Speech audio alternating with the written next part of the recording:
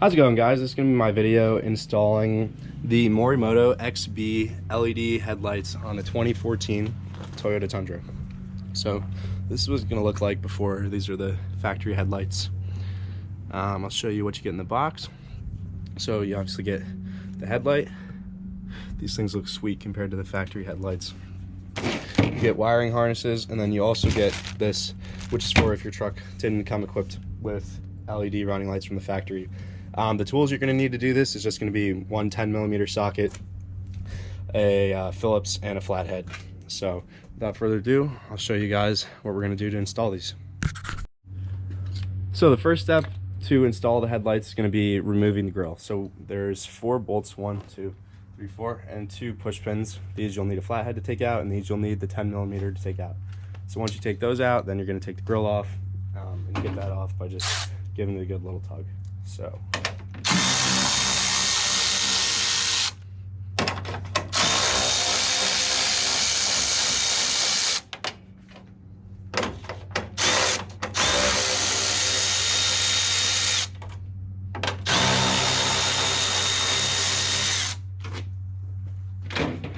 now that we got those out, we're just going to pop these up carefully so we don't break them. There's one, and then the second one on the other side.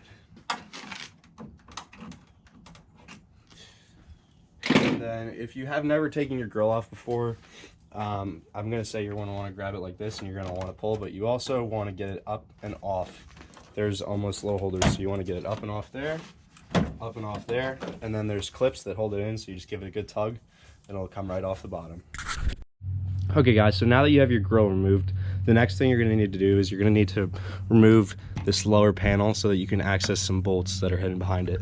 So there's 2 of these, not push pins, but they push in and kind of lock in, so you have to pry those out with a flathead. And then inside the wheel well, there's 2 more 10mm bolts. Let me try and get this focus for you. There's 2 10mm bolts, one here and one here, that you're going to have to take out as well. So once you get those out, you can pull this panel off, and I'll show you guys that in a second. Okay guys, so now that that panel's off, you're gonna have 3 more 10mm bolts that you need to take out, 1, 2, and the reason why you have to take that panel off is because the 3rd one is over here on the side. So what you're gonna do is once you unscrew those, you can kind of lift and pull the headlight out. Okay, so now that we've taken those bolts out, you're gonna do the same thing you did with the grill, because these are sitting on little white tabs, so you want to pull them up and off. This is pretty kind of tight. You might need a screwdriver to pop it off carefully. Let's see. There we go. And once you get those off, then it's just going to be, you have to fidget with the headlight a little bit. You want to be careful with it when you're trying to get it out. And there we go. Then you're just going to unplug all the wires off the back side of this, and you can put in your new headlight. Okay, so earlier guys, I actually made a mistake. I thought that this had the driving lights, but I'm not exactly sure why, but there's no plug for it. So I'm gonna actually have to use this fuse tap that they included. And the fuse that you're going to put it into is this one right here. So I'm gonna use this, snake this wire around, and on the back, there is another small connection, which I'm presuming is going to be for the driving lights. So I'm going to work on that, and then I'll show you guys once the headlight is actually put back in. All you're going to have to do is hook up the connections, slide it back in the same way you took it out, and then put your bolts back in, and you should be good to go.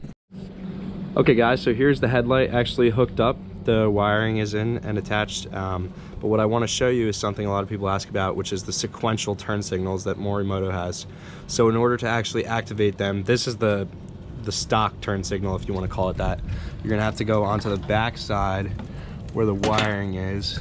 Be careful here because we're all hooked up, and you'll find this guy, and that is connected, so you need to disconnect that.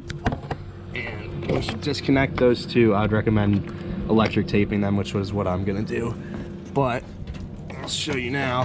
This activates your sequential turn signal, which I think looks a lot better.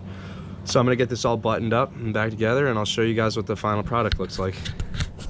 So here, just for point of comparison, that is the new light installed compared to the old headlight. These things look sick. All right guys, so here's everything installed. These things look sick. I also am really looking forward to seeing how they improve over the factory headlights for visibility at night. I'll show you a few different shots here of the turn signals as well as the high and low beams. So it's going to be low beams.